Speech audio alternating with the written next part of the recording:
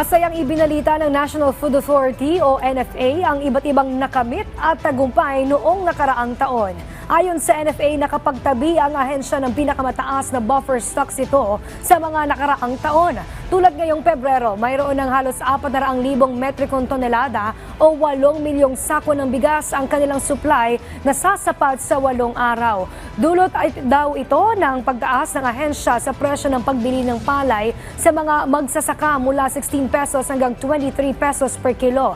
Naging 17 pesos na ito hanggang 30 pesos per kilo, kung saan mas naaakit ang maraming magsasaka na magbenta ng palay sa NFA kaya tumaas ang buffer stocks ito. Naglunsad din ang ahensya ng Masagana Agri-Food Infrastructure Modernization Program para maging bagong pasilidad ng food supply chain na mapakikinabangan ng mga magsasaka at mamimili. Samantala, maraming pangtagumpay ang naabot ng ahensya sa kabila ito ng mga hamong kanilang kinahaharap tulad ng pagbabago sa liderato at investigasyon ng Ombudsman sa kanilang mga opisyal.